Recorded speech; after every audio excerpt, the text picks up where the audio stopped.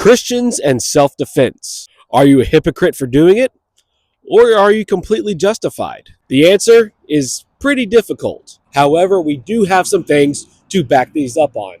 Now, right out of the gate, well, doesn't the Bible talk about saying thou shalt not kill? Clear that up right off the gate. Saying thou shalt not kill is a mistranslation because the original word in Hebrew meant murder. Thou shalt not murder. To clarify, there is a difference between killing somebody in self-defense or murdering somebody just because he's there and that's what I want to do. A huge difference. Well, what about Jesus saying, turn the other cheek? Again, that's a multi-layered question right there. When an enemy comes up to you and strikes a cheek, give him the other cheek as well. I paraphrase. He's not talking about being a complete pacifist and letting someone walk right all over you.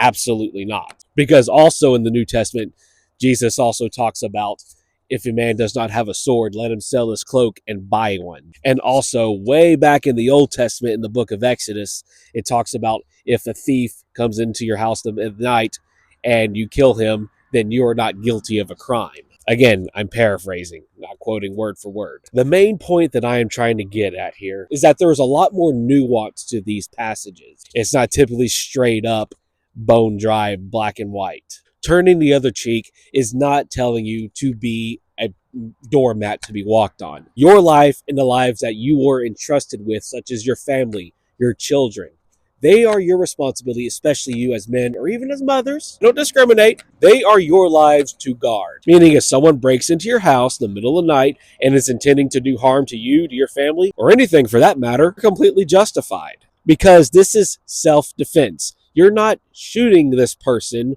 harming this person out of pure malice. You're doing it to protect your loved ones and yourself. And now I'll be straight up honest and human with you. I hope I don't ever have to do that. Yes, I'm armed. Yes, I believe in self-defense, but I really hope and pray that I never have to do that. Because as a follower of Christ, I value life and the preservation of life. I'm not going to let you do harm to me or my family. I mean, that's as boldly as I can possibly put it, without fluffing it up with all the other kinds of passages or anything else to make this sound justified. I try to reconcile it this way. I don't go out seeking violence and seeking revenge. I don't try to do things out of malice, out of spite, and out of hatred.